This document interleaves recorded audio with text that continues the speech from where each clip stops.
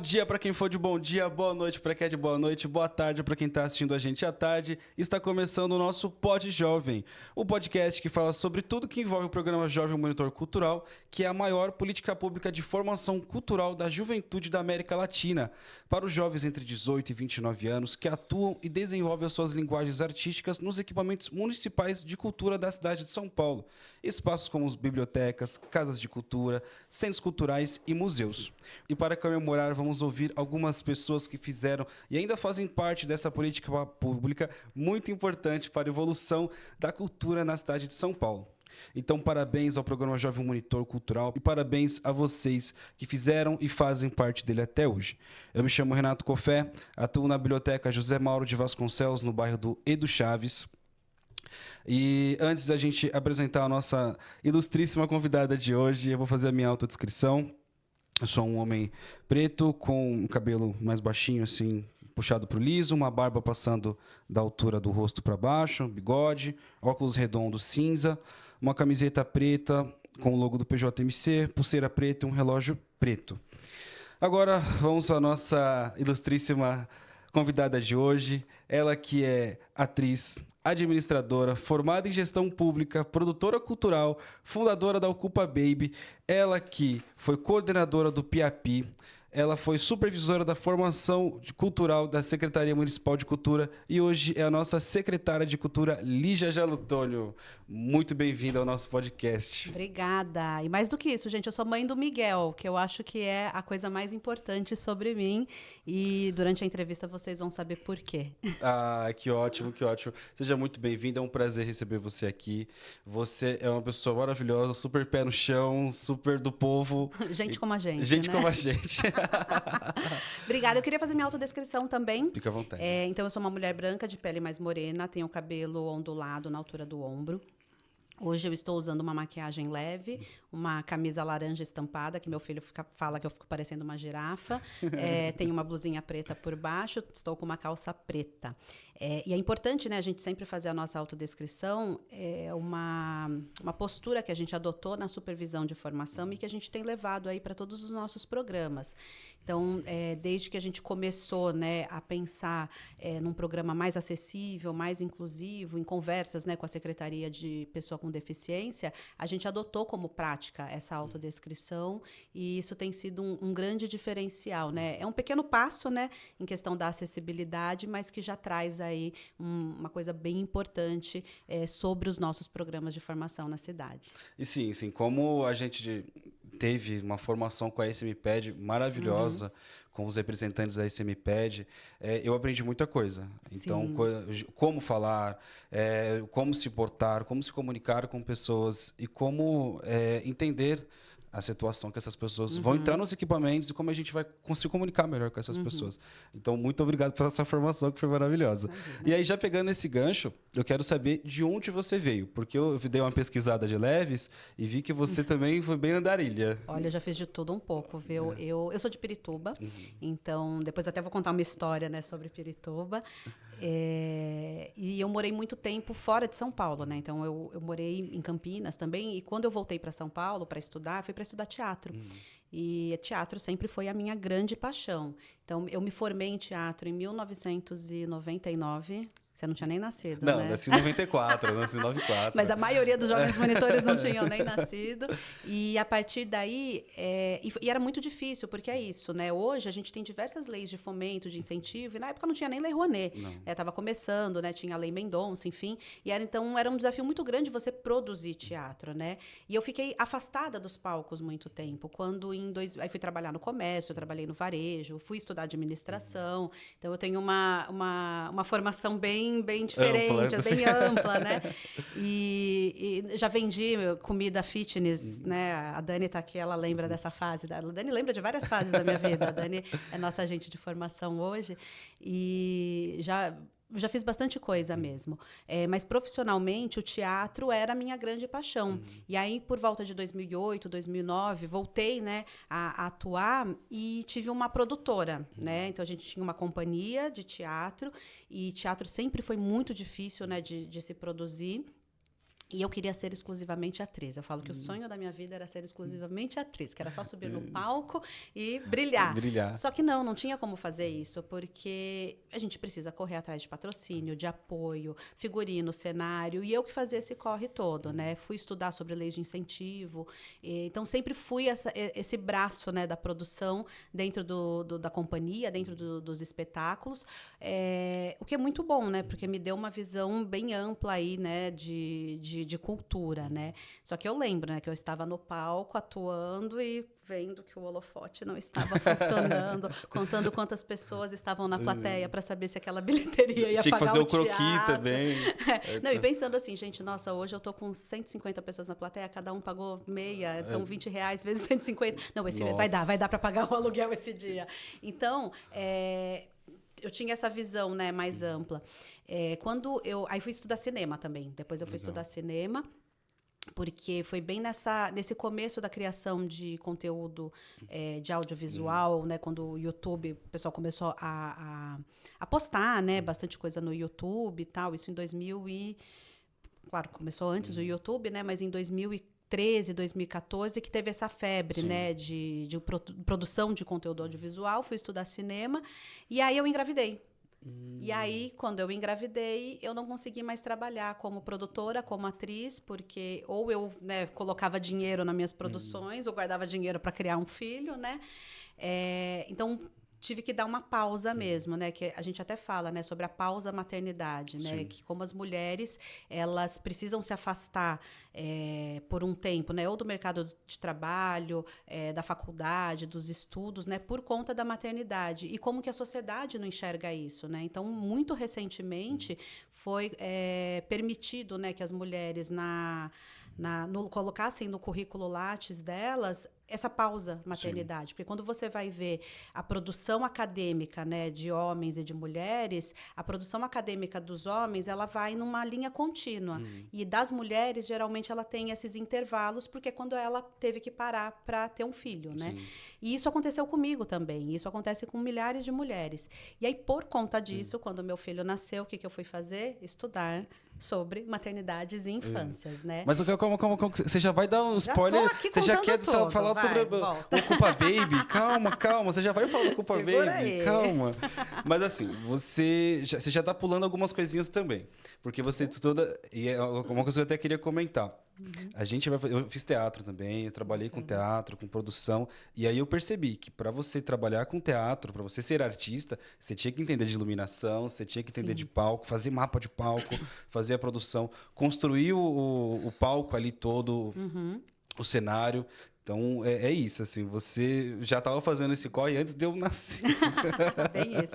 Não, e mais do que isso, acho que tem uma coisa prévia aí, né, de pré-produção, que é como captar recurso, como você vai fazer tudo isso acontecer, né?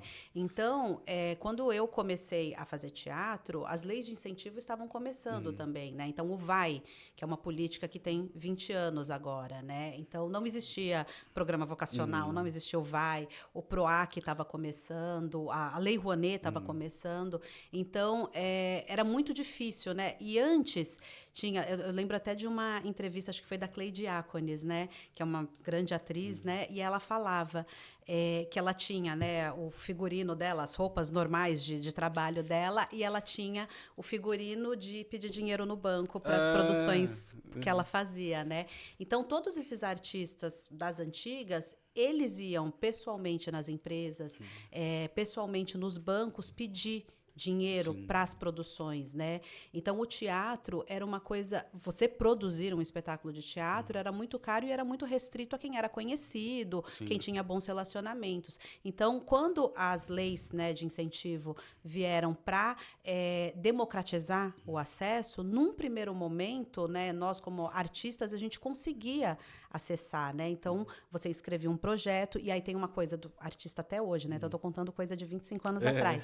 Mas até hoje, hoje, os artistas têm uma dificuldade muito grande de escrever um projeto. Sim. Né? Por quê? Porque ele é formado, ele é treinado, ele estuda para outra coisa. Né? A produção cultural, num mundo ideal, eu teria um produtor cuidando dessa parte e o artista, né, sendo artista. Né? Só que a gente sabe que não é assim que funciona. Então, esse estudo, né, das leis de incentivo, que eu comecei lá atrás a estudar, então, quando as pessoas estavam, nossa, precisa escrever Lei Rouanet, eu já sabia escrever. E aí eu mandava um monte de projeto. Tal. Só que aí é isso, eu sabia escrever, né, os projetos para a Lei Rouanet, mas eu não tinha os contatos para a captação. Porque são 2 etapas diferentes, né? Você mandar um projeto, ok, foi aprovado, tá, e agora? Como que eu vou captar recurso para esse projeto? Era muito difícil. Ainda é muito difícil. Agora está muito mais fácil. Mas e aí, o que eu fui fazer? Eu fui estudar sobre captação de recurso também, né? Como você chega numa empresa e mostra o seu projeto, no meio de milhares de projetos, como o seu projeto vai se destacar. E aí é uma coisa que, até hoje, né, quando eu vou conversar, principalmente com jovens monitores, é isso, você tem o seu projeto do sonho. Do sonho. Mas se ele não tiver aderência com o que a empresa, o patrocinador quer, o seu projeto do sonho não é interessante para ele. Você consegue adaptar o seu projeto para aquilo que o edital da empresa, né, da entidade, enfim, daquilo que o patrocinador está oferecendo naquele momento? Consigo. Então vai dar certo. Agora, se você não está disposto a alterar algumas coisas do seu projeto para ele caber dentro do que o patrocinador está querendo, muito difícil você vai conseguir recursos desse patrocinador. E isso vale para todos os editais, né? Então, quando você vai se inscrever no VAI, que é um dos projetos, dos editais, né, mais acessíveis, né, para quem está começando, mesmo assim, a gente vê que tem uma dificuldade dos proponentes. Porque, primeiro, a gente tem que ler o edital. E assim, eu já fui da comissão do VAI, e você percebe que muita gente quer impor o projeto em cima do edital. Só que o edital tem regras, e se você não cumprir aquelas regras, o seu projeto não vai caber dentro daquele edital e você não vai conseguir o recurso.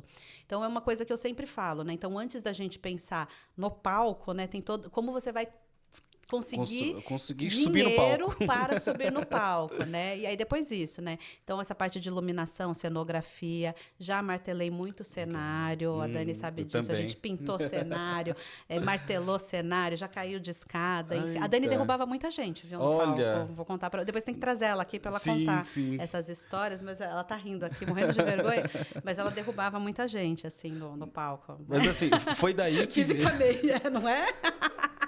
Que horror, Dani. Nossa. Não esperava não sabia isso que de você. Não sabia que você era dessas. Mas foi daí que surgiu também o seu interesse em estudar políticas públicas. Veio depois. Então, aí que eu quero saber dessas suas formações. Então, até 2015, 2016, eu trabalhava como uma produtora de teatro sem o uso de recurso público. Então, era isso. Eu pedia dinheiro para empresas pequenas, né, porque eu não tinha acesso às grandes empresas. Eu sempre inscrevia os projetos nas leis de incentivo, eles eram aprovados, mas quando eu ia captar recurso com essas empresas eu não conseguia, então sempre foi uma coisa muito, muito suada para conseguir recursos. E até então, nesse período, eu não estava conversando com o poder público, né? Então as leis estavam começando, né? O fomento, enfim, estava começando.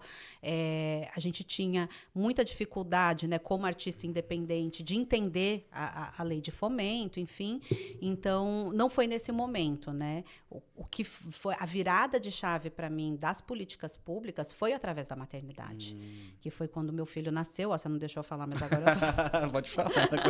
Não, mas antes disso, quando eu estava, né, trabalhando como produtora cultural, né, produzindo espetáculo e atuando, era uma vida que eu investia mais do que tinha retorno, né?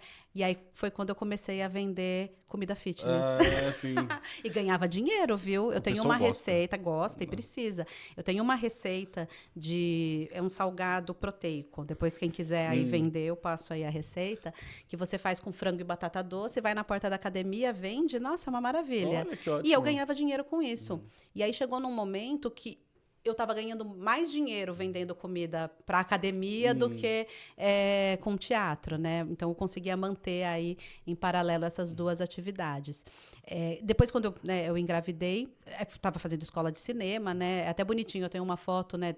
Depois que meu filho nasceu, o professor segurando, né? Ele, enquanto eu estava assistindo a aula, né? Porque o Miguel nasceu, faltava 1 semestre, 2 semestres para eu terminar o curso, e eu levava ele comigo, né? Porque amamentava ainda, então não tinha como deixar ele durante 3 horas sem a minha presença, mesmo porque meu marido estava trabalhando fora, e esse período, né, pra gente foi muito, financeiramente foi muito complicado, então era isso, eu não tinha com quem deixar, eu não tinha rede de apoio, não tenho até hoje, então carregava ele junto comigo para a escola de cinema em Santo André, pegando o metrô, pegando o trem em horário de pico, atravessando a ponte em cima lá da avenida, que acho que é a continuação da Avenida do Estado, não sei se Santo André mudou o nome, mas era um sacrifício aí que a gente fazia, mas que valeu a pena.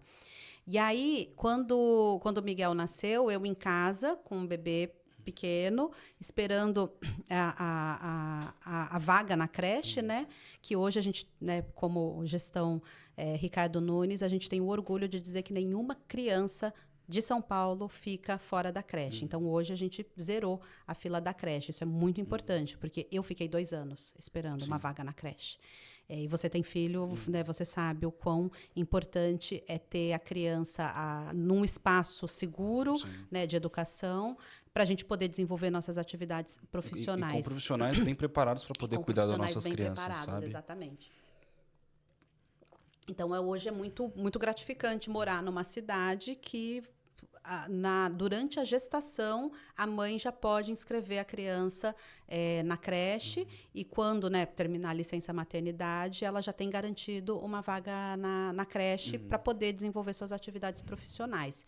Porque enquanto não muda a legislação, né, porque a gente sabe que aí é um passo mais à frente, né, da gente ter uma licença parental, né, mais tempo de licença, poder dividir aí a licença entre o pai e a mãe ou o cuidador que a mãe, né, tem como responsável.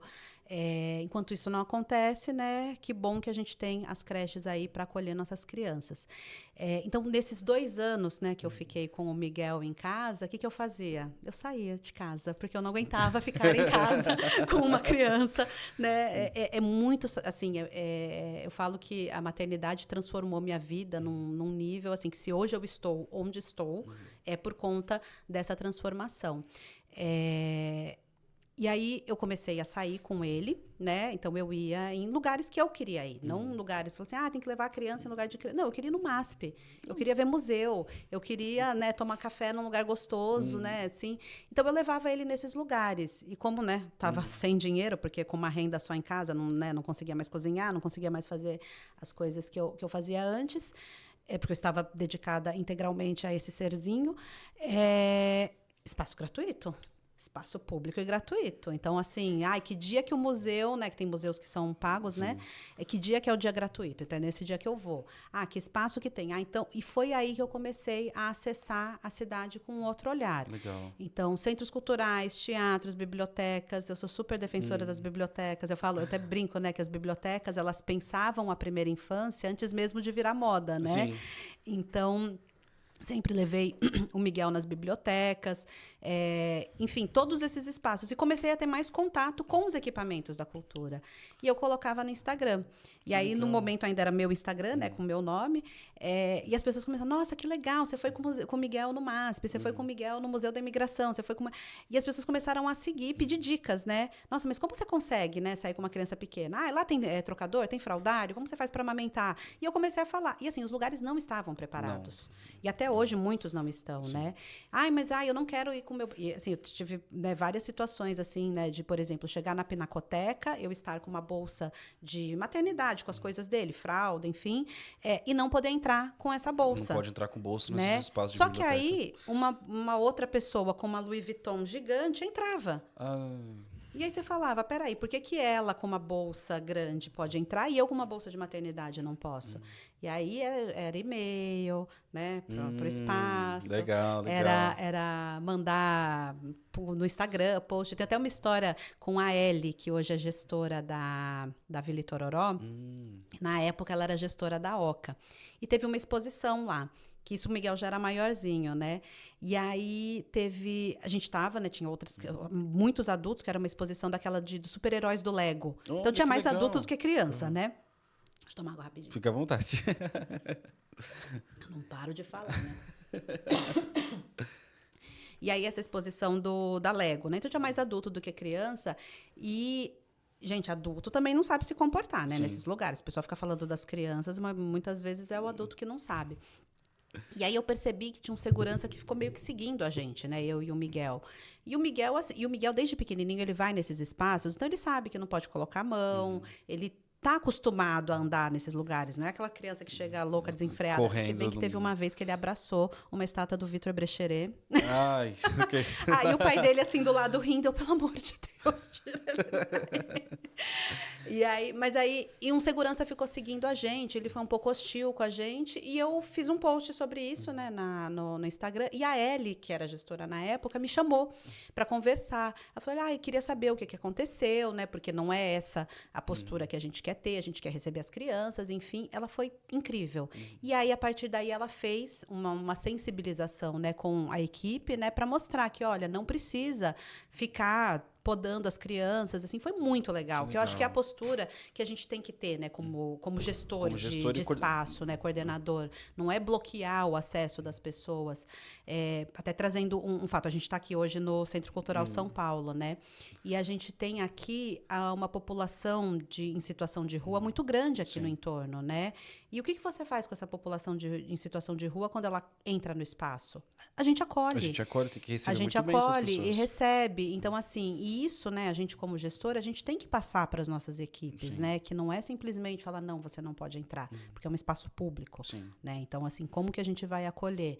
Não é uma tarefa fácil, mas eu acho que é o nosso trabalho pensar a cidade acessível para todo mundo, desde mães com bebês, crianças pequenas, elas correm, elas querem colocar a mão em tudo, e é o nosso papel como adulto ir ensinando como né, se comportar espaços, e como interagir nesses espaços, até para a segurança das crianças, né? Eu já fui em exposição, tem o prédio aqui, né? O prédio, para quem não conhece, o Centro Cultural São Paulo, já fica o convite para vir aqui conhecer. Então, a gente tem muitos prédios que eles não foram pensados para a segurança de crianças, né? Então, tem os vãos livres e tal. E é isso, a gente vai impedir das crianças virem? Não. A gente vai segurar na mão e vai caminhar junto. É a mesma coisa no metrô, né? Você vai deixar de andar com a criança no metrô porque ela pode se acidentar e pode acontecer, né? Não, você vai segurar na mão e você vai ensinar essa criança como ela vai andar no metrô, como ela vai descer as rampas aqui do CCSP, como ela vai chegar numa obra de arte, a linha, né, aquela faixa, né, que geralmente não pode passar daquela faixa, você vai ensinar para a criança que ela não pode passar daquela faixa, que não pode colocar a mão na pintura, na tela, enfim. Então, é uma responsabilidade, que aí eu vou voltar aqui, porque você me perguntou das políticas públicas, né, como que eu ensinei, que é uma responsabilidade que tem que ser compartilhada, né? O cuidado da criança, ele tem que ser compartilhado entre o Estado, sociedade e família. E foi aí que eu comecei a estudar políticas públicas para as infâncias na Escola de Contas do Tribunal de Contas do município, que é onde vocês têm aula hoje.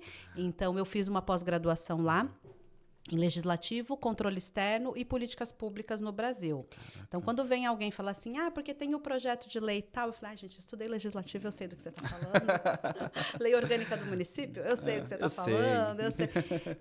E controle externo também, né? Porque a gente tem, né, a Câmara Municipal, né, essa parte do legislativo, o controle externo, que é o Tribunal de Contas do município, né? E a sociedade civil atuando, né? Então, a gente tem os conselhos participativos, tal. Então, eu fui estudar sobre isso, né? Para entender como que as políticas, né, públicas para as infâncias podiam ser desenvolvidas. Porque em 2016, a gente teve o Marco Legal da Primeira Infância. Legal. Em São Paulo, o Plano Municipal da Primeira Infância em 2018. Então, é muito recente o pensamento sobre crianças de 0 a 6 anos. E, em 2021, eu entro na Secretaria de Cultura para coordenar o Programa de Iniciação Artística para a Primeira Infância. Então, você já aproveita e fala assim, já fala do Ocupa Baby, porque tudo isso que você falou sobre a sua trajetória dentro dos espaços foi de onde começou o Ocupa Baby. O Ocupa Baby. Né? Eu fiz uma liçãozinha de casa, né? Muito bem. E aí você conseguiu seguir o Instagram? Porque eu bloqueei, né? O Instagram agora do Ocupa Baby, ele é restrito, né? Nossa. Você conseguiu seguir? Eu Não, tinha consegui. Ah, então você já seguia. Então você já então. seguia. Não, eu restringi por conta das fotos do meu filho, né? Agora sim. que eu tô numa posição, né, mais pública, né? E no Ocupa Baby, é um Instagram grande, né? Então o Ocupa Baby acabou virando um Instagram. A gente tem mais de 10 mil seguidores e todos orgânicos. Eu até brinco, né? Que legal. quem tá lá me conhece de fato mesmo.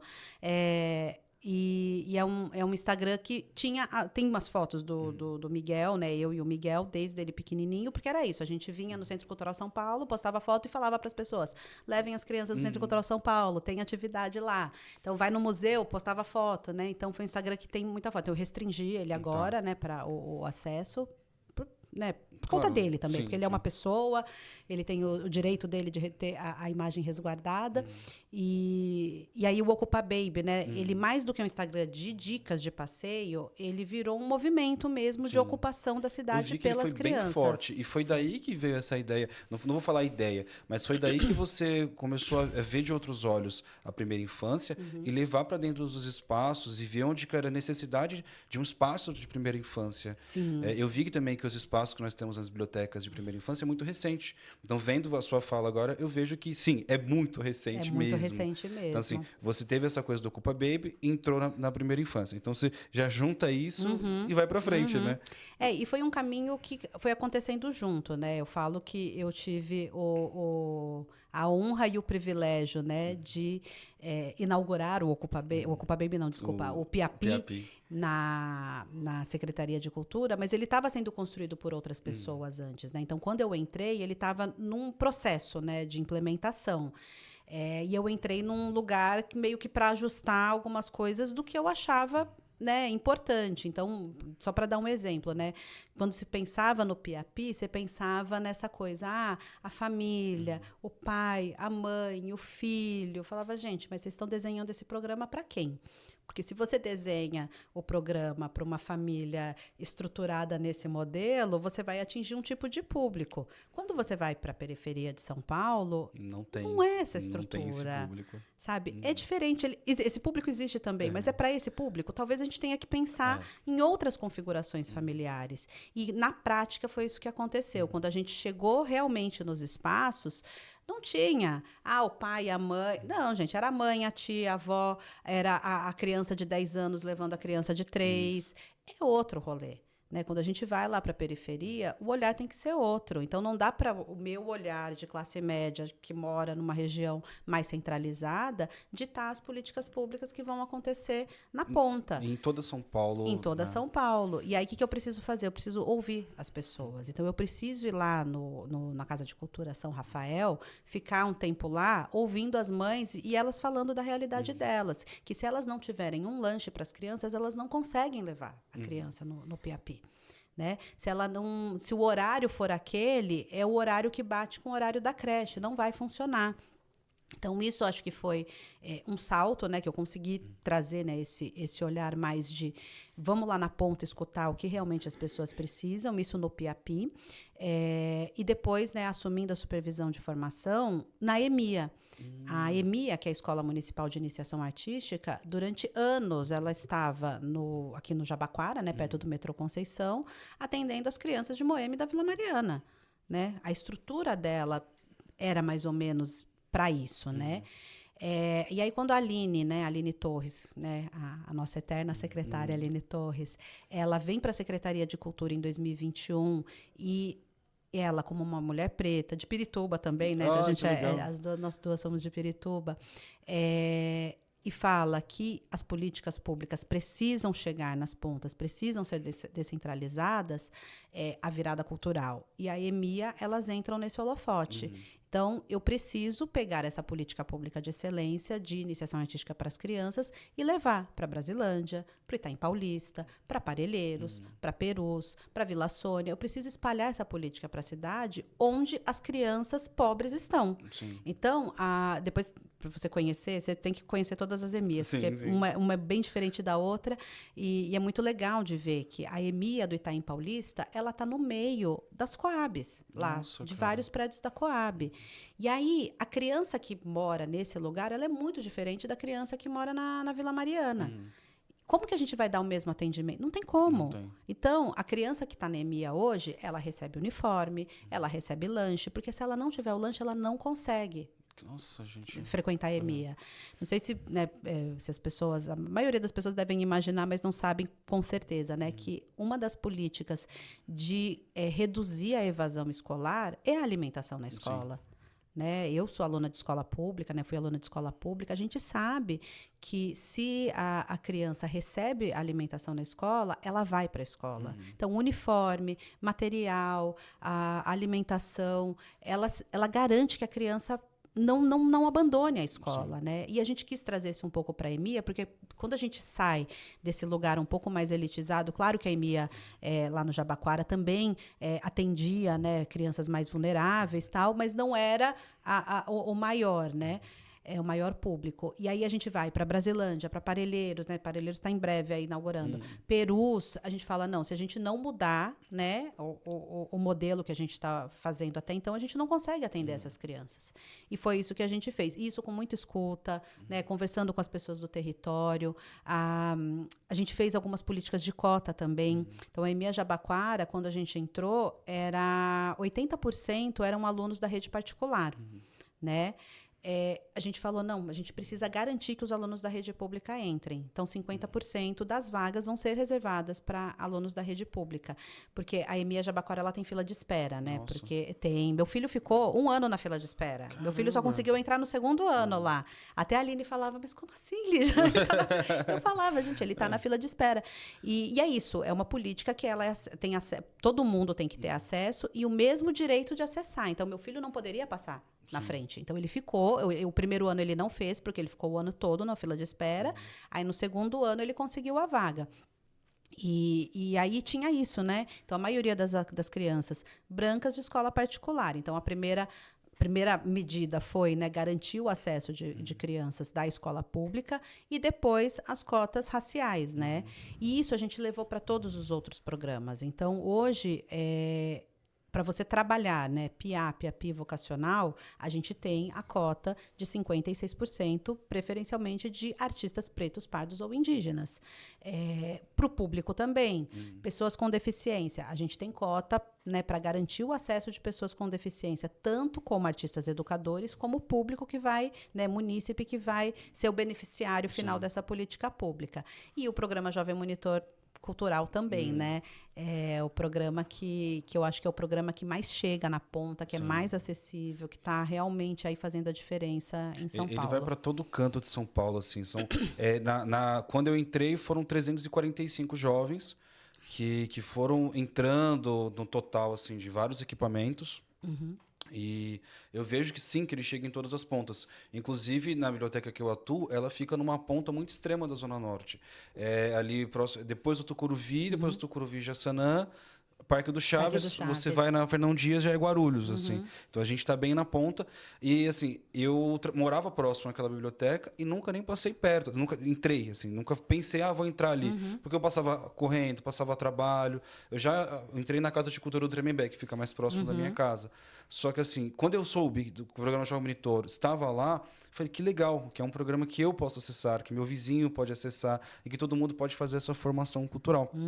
E aí, assim, já aproveitando esse espaço que você tomou essa aguinha, que você respirou um pouquinho, você já respondeu várias perguntas que eu ia fazer aqui, já de uma vez. E aí eu quero te perguntar assim, como é a sua sensação de estar na cadeira do Mário de Andrade? E olha, quem me deu essa pergunta tá aqui na sala, que me deu essa dica de pergunta, que assim, como é estar na Secretaria de Cultura hoje, assim, que é um cargo muito...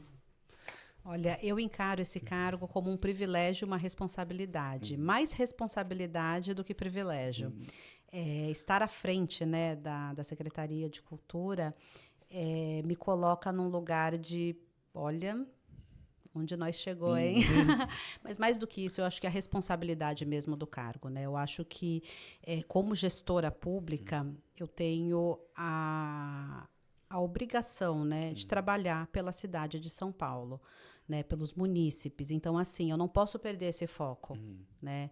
Eu continuo sendo a mesma pessoa de 2, 3 meses atrás, né? E eu acho que muitas pessoas falam isso para mim, né? Falam, nossa, mas você não mudou. E eu falei, eu não tenho que mudar. Eu não tenho que mudar. Eu acho que o que mudou para mim realmente foi esse senso de responsabilidade, porque eu sei que qualquer decisão que eu tomar, ela vai impactar na vida de milhares de pessoas. Né? Então, isso é gigante, né? Isso é muito, muito grande. E ter essa oportunidade, né, de trazer esse olhar que eu tenho, né, de infância, de maternidade, de cuidado, né? Isso é meu privilégio, né? De poder colocar isso que eu acredito, né? Eu acredito muito que a gente precisa cuidar das pessoas. Então, estar nessa cadeira com este privilégio de poder ter esse olhar sobre a cidade de cuidado é muito gratificante para mim. Mas a responsabilidade vem em primeiro lugar, né? Eu sei que é pouco tempo, né? São poucos meses daqui até o final do ano, porque a gente está num momento aí, né, que não sabemos o que vai acontecer, o que vai acontecer, enfim. o que vai ser o amanhã. Não sabemos como vai ser o amanhã. E todos os dias eu acordo, né, com essa responsabilidade. Eu não sei como vai ser o meu dia amanhã, né? Mas a sua parte você está fazendo com uma grande responsabilidade. Exatamente. Assim. Mas eu encaro com muita responsabilidade mesmo, né? Porque são decisões difíceis que a gente tem que tomar. São 12 milhões, né, de paulistanos aí com desejos e vontades diferentes e que a gente não vai agradar todo mundo, né? E a gente precisa ter uma visão macro da coisa. O orçamento público, que é uma coisa que eu adoro falar sobre o orçamento público, ele não é feito para mim. Né? Ele é feito para a cidade. O orçamento público ele é da cidade. E aí eu tenho essa responsabilidade de direcionar, né, e orientar os coordenadores, enfim, naquilo que é melhor para a cidade. Então, é uma responsabilidade grande, viu? Falar para você que acho que nem o Mário de Andrade sabia. Não sabia. Que ia ser uma responsabilidade tão grande. Não tinha tanta ele. gente na época dele. Mas assim, é uma coisa gostosa que você falou. E eu falo gostosa porque você é gente como a gente. E aí você falou que uma amiga sua falou, mas você não mudou nada.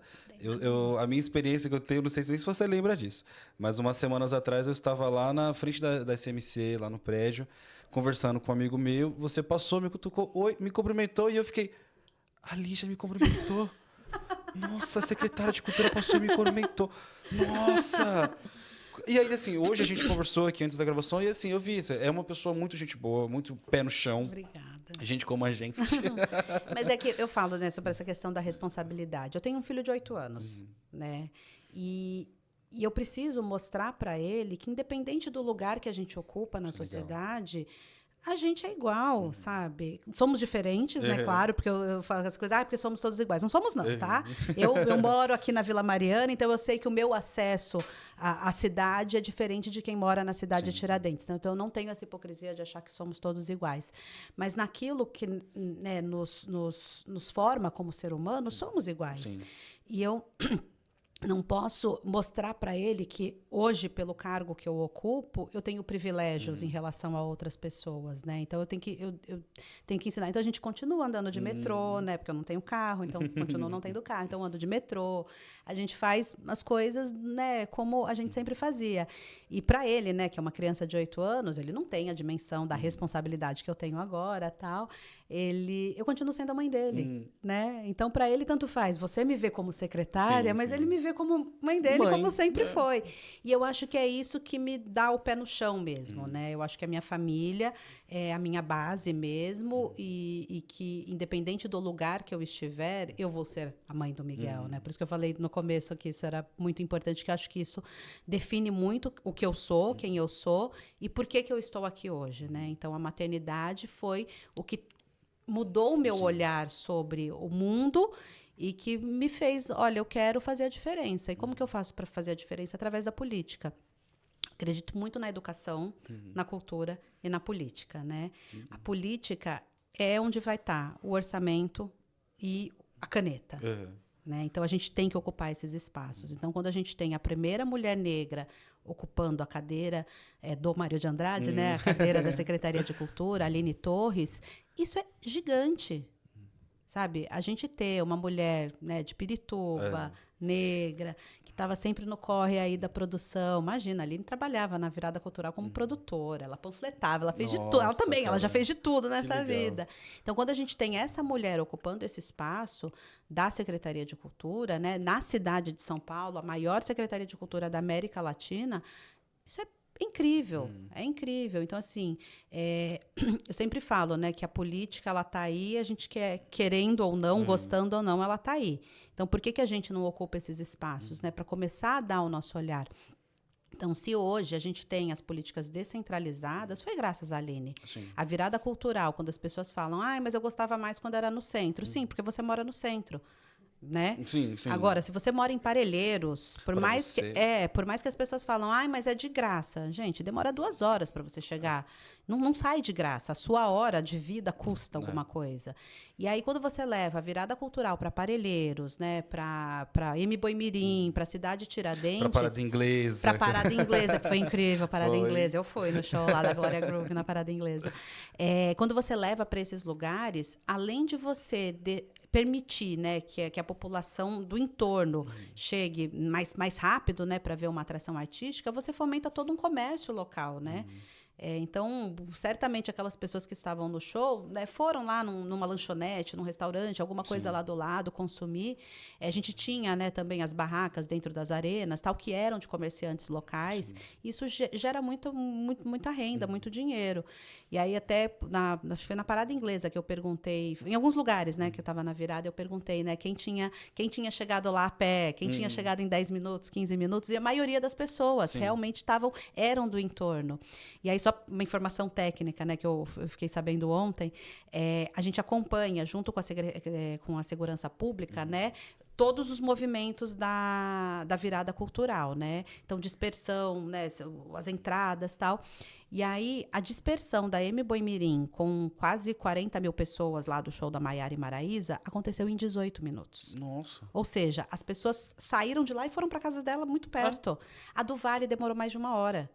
Porque que acontece? A do Vale do Anhangabaú, né? Terminou, então tem gente que vai pro metrô, tem gente que vai pro Terminal Bandeira, Tem gente que vai Terminal pra um Parque Dom barzinho Pedro, vai ali. pro barzinho, vai pra não sei o quê. Então, assim, as pessoas, elas não são as pessoas que moram no centro que estão lá na virada cultural. A gente de São Paulo inteira, então a dispersão ela demora mais. Do Embu-Mirim foi em 18 minutos. Então, em 18 minutos, as pessoas estavam nas casas delas. Sim. Então, isso é maravilhoso. E aí, pensando em outra... Estou falando da virada, que é um evento que as pessoas acham que é um evento pontual, mas eu falo, não, gente, é uma política pública de 20 anos na cidade, que tem formado produtores, tem formado artistas, tem formado público, né? E tem formado o modelo de evento na cidade, né? Então, dos 2 últimos anos, né, para cá, a gente tem as viradas culturais mais seguras de todos os tempos, né? Então, a gente não tem problemas de segurança nas arenas da virada cultural.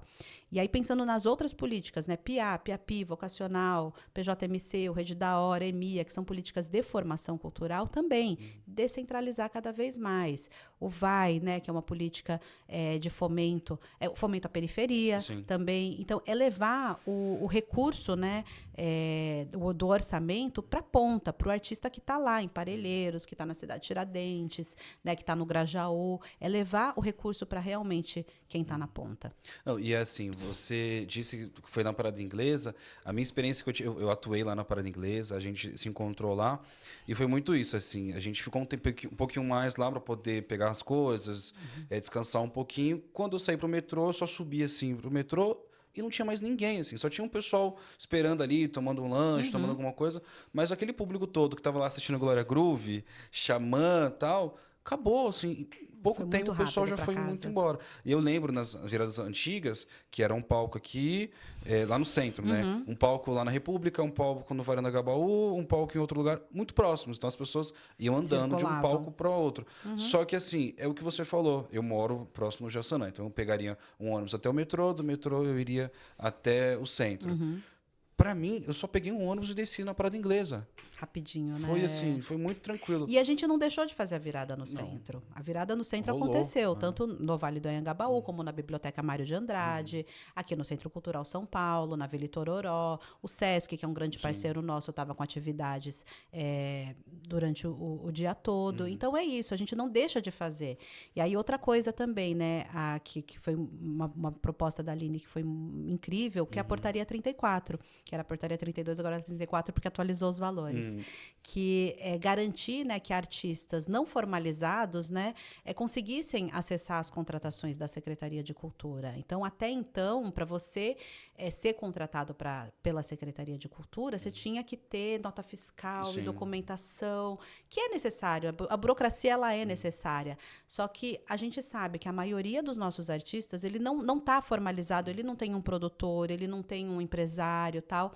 E aí, como que você dá acesso a coletivos, a artistas periféricos a trabalharem na Secretaria de Cultura, né, prestar esse serviço, né, na Secretaria de Cultura, e aí começar, né, a entrar nessa lógica aí de mercado e ter nota fiscal. Então, até então, como para você, né, entrar na Secretaria de Cultura, né, para você executar um projeto seu lá, dentro de um ano, né, de 12 meses, você tinha que ter 3 notas fiscais para comprovar aquele valor. Se você não tivesse, você não ia conseguir. A maioria não tem, né? O pessoal dos coletivos não tem nota fiscal, enfim. Aí a portaria 34, ela estabelece, né, uma média de cachê, que aí você não precisa ter essa comprovação. Então, você pode ser contratado pela portaria 34. Aí, a partir daí, você vai ter a sua primeira, né, comprovação, né? E aí, você pode ir para um SESC, você pode ir para um Itaú Cultural, enfim, começar a se apresentar e começar a ter essas notas fiscais que você precisa, né?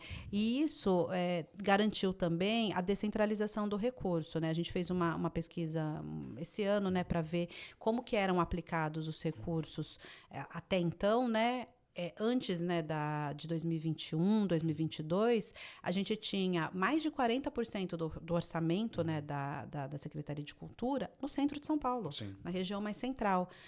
A gente inverteu isso. Hoje a gente tem 20% do orçamento, né, no centro e o restante nas pontas. Então, Zona Leste e o Zona Sul, mais o Extremo Sul mesmo, foram as áreas que mais receberam recursos nos últimos anos. Que ótimo. Que é isso, a gente precisa, o artista precisa trabalhar, né? O artista da ponta precisa trabalhar. Então, foram essas ações, sabe? Pensar a política pública de maneira descentralizada, criar mecanismos, né, para os coletivos acessarem.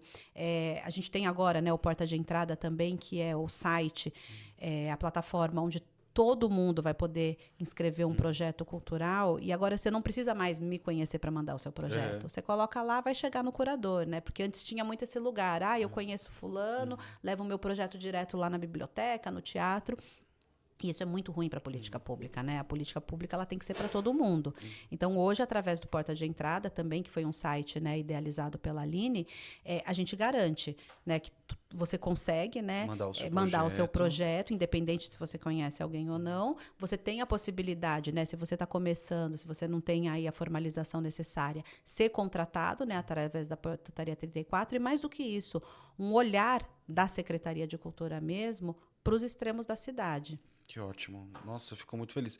É muito bom que ver que tá chegando para todo mundo, que tá chegando. Assim, a gente não tem mais muito tempo. Eu ia perguntar mais um monte de coisa. Caramba, olha lá, eu não paro de falar, né? 10, fechou. Então, assim, eu já vou indo pro meu bate-bola, que é muito importante para mim. Mas antes de ir pro bate-bola, eu tenho um presentinho. Ai, que delícia. Para você do Adoro nosso presente, podcast. gente. Tá aqui. Olha. O nosso símbolo, nossa caneca. Olha agora isso. Do Pod Jovem. Aí. Ai, gente, que demais. Eu não aqui, mostra aqui para sua câmera aqui. Olha isso. Maravilhoso, hein? Muito obrigado por ter vindo aqui com a gente, conversado esse pouquinho com a gente, tá? Então, assim, eu vou partir para o meu bate-bola, porque para mim é muito importante. Não vai fazer a blogueirinha, não. Vou fazer, assim. Uma gestora pública. Uma gestora pública boa. Uma secretária. Uma secretária boa. Né? Um coordenador. Um jovem monitor. Ai, gente, não me põe em disputa com esses jovens monitores, não. Você sabe, né, que os jovens monitores, eu tenho um amor muito grande, né, pelo programa. Claro que o Piapi é o meu então, programa assim, do a gente coração, já fica. né? Vamos fazer essa pergunta, a gente já parte do bate-bola. O quão importante. Eu ia perguntar sobre as formações, a supervisão de formação, o que é o programa Jovem Monitor para você. Mas, assim, para você, em poucas palavras, qual é a importância do programa Jovem Monitor Cultural? Garantir o acesso dos jovens periféricos às políticas públicas de cultura da cidade. Olha que ótimo. Ela saiu. Eu sei responder em um tweet também, tá? Eu falo bastante, mas eu sei responder num tweet só. Ótimo. Vamos lá, então, sim. Para conhecer melhor a nossa secretária municipal de cultura, indica pra gente um livro. Um livro, Crime e Castigo, Dostoiévski. Amo. Adoro Dostoiévski. Nossa, não esperava. Me pegou de surpresa.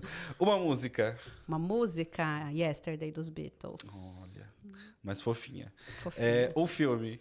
Tem um filme chamado Yesterday também. Tem. Nossa, filme, gente.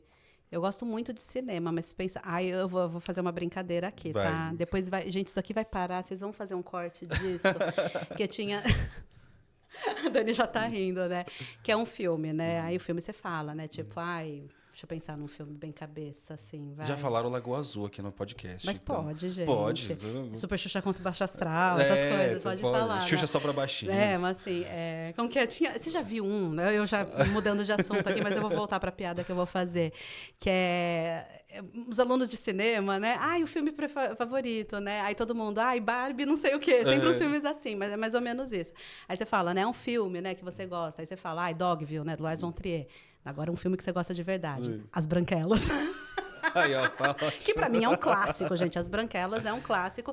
E quando você ouve, né, as pessoas falando sobre As Branquelas, ele só deu certo no Brasil por conta da dublagem. A dublagem é maravilhosa. Da dublagem, né? Mas um filme que eu gosto muito, por exemplo, é o Dogville, né? Por conta, né, assim, pensando em cinema mesmo, Dogville. Mas é um filme pesado. Você já assistiu? Não. Um dia que você estiver bem. Não, eu vou você pegar assiste. as indicações aqui Mas bem, e vou assistir. Um filme bem. Assim, mas Vamos eu gosto lá. muito de Dogville. Uma referência pra você, um ser humano, uma pessoa. Ai, Aline Torres, gente. Olha. Minha eterna secretária, diva maravilhosa. A Aline, ela tem... Eu conheço a Aline há pouco tempo, né? Por 4 anos, né? Que foi quando eu fui candidata, né, a vereadora, ela também.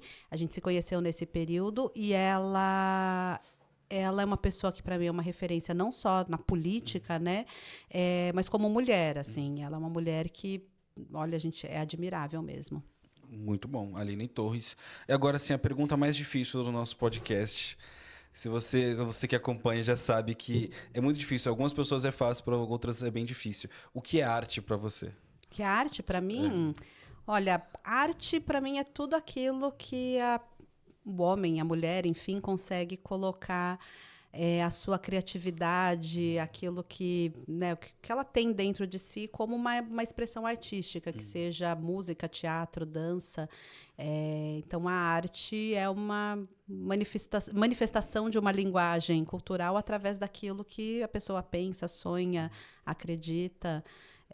Então, quando a gente vê um quadro, a gente consegue enxergar a alma daquela pessoa lá. E assim, muito obrigado por essas palavras. Isso é arte para você. E até citando outros convidados assim, quando tá ficando bom, quando a gente começa a se soltar mais, o negócio vai acabando. Pois é, tem que fazer uns programas maiores, né, de 2 horas, mas aí ninguém assiste, né? Aí o pessoal vê só os cortes. Ver os cortes, Né? ver os Então, assim, cortes. agradeço muito a sua presença. Você foi sensacional. Muito Eu que obrigado agradeço. por todo o apoio que você dá ao programa Jovem Monitor, ao podcast Pod Jovem, que eu sei que você assiste a gente. Então, muito obrigado mesmo. Obrigado por todas as formações que você administrou ali pra gente. Foi maravilhosa. Queria falar sobre as formações, mas não deu tempo. Então, a gente agradeço aí ao nosso técnico que está aí com a gente. Valeu, obrigado. Agradeço o SampaCast, a DC Sampa, a Secretaria de Cultura. Muito obrigado pela força. Valeu a todo mundo que acompanha a gente. Curtam, compartilha. Gente, valeu mesmo, viu, secretária? Obrigada, eu que Tamo junto. agradeço. Obrigada. Valeu, gente.